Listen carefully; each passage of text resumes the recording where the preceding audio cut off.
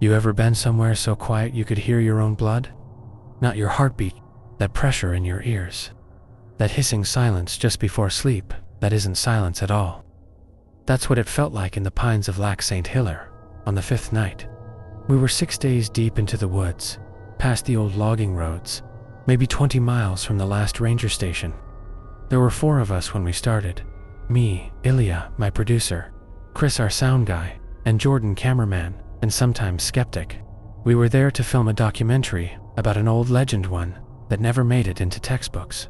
Father Adrien Lafontaine, a Jesuit priest who disappeared in 1897 after trying to purify a Cree settlement. Only thing left behind was his journal. Recovered by trappers years later, pages scorched and soaked with something that looked like blood. The last entry was just 3 words, scrawled over and over. They are hollow. We thought it was metaphor, madness. The way all stories from that time are half decayed in myth. But the elders we spoke to didn't laugh. Marie Wappen was the one who told us to leave it alone. Said the forest remembers. Said the choir still sings at night. We laughed. We stopped laughing the first night we heard it. It was soft at first, faint humming. Not music exactly, but not just wind either. A tune, floating out of the pines. No direction, no echo, just there, like it was inside your head. I sat up in my tent and asked Ilya if she heard it. She didn't open her eyes, just muttered, "Don't hum back. That's what they want," and rolled over. I didn't sleep. The next morning, Jordan was pale. Said he heard someone walking around our camp at 3 a.m., but we found no prints, no broken branches. The forest was still, too still. We hiked north toward the coordinates Chris had marked where the chapel ruins were supposed to be. We found it around dusk, just stone foundations and a single crooked altar, black with burn marks and strangled in roots.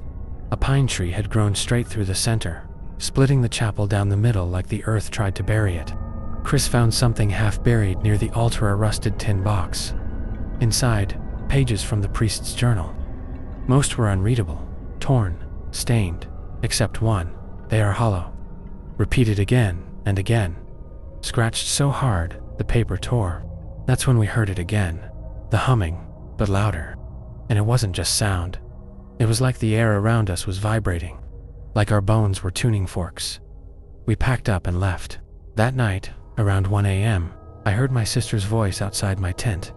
She died 3 years ago. "Ezzy, you left me. I'm cold." At first I thought it was a dream, but then it said my name again and again.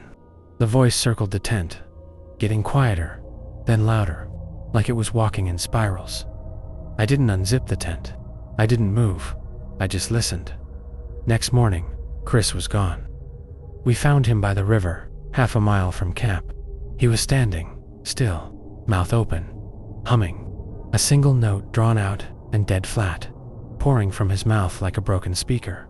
His eyes were wide, not blinking. His skin was pale like wax. Blood was leaking from his ears. Ilya screamed, ran. I turned to follow her, but just before I did, I looked back, and Chris grinned. Only his mouth didn't move. That night, Ilya started humming in her sleep. At first it was soft, barely audible. But then I saw her lips moving, her throat vibrating. I tried to wake her. She wouldn't open her eyes. I tied her hands with my bootlaces. I know how that sounds. I didn't want to, but I saw something in her face, twitching like something underneath her skin was trying to get out. In the morning, the ropes were chewed through. She was gone. Only her jacket remained folded neatly at the edge of camp. There were no footprints. I kept walking. I don't know how many days passed after that. My watch stopped. The trail began to loop back. No birds, no sun, just trees, cold, and the humming. Louder now. On the 9th day, I saw them. Figures between the trees. Tall, gaunt, wrapped in rotted robes. Human shapes, but not quite. Too long, too narrow.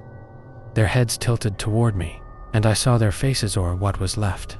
No eyes, no mouths, just holes. Stretching where mouths should be, dark and wet and endlessly open. And from those holes, the sound poured out. The choir, not music, not even screaming. It was like a prayer caught in a dying throat.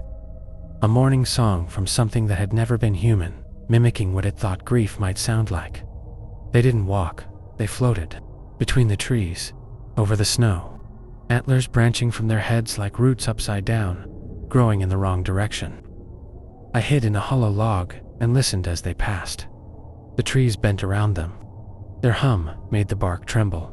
And beneath the hum, I heard Elia crying, whimpering, begging. I found the chapel again that night. I don't know how. I was starving. My hands were cracked from the cold. My throat ached from screaming with no sound. I took the last of my kerosene and poured it on the altar, lit the match. When the flame caught, the forest screamed, not fire, something else. A scream like teeth against glass, like metal warped in grief. The trees recoiled, the sound stopped, and for a moment there was silence, real silence. I cried, but then I heard it, from deep in the woods. Soft, familiar, a voice humming. Only this time, it was mine, and it wasn't coming from my mouth.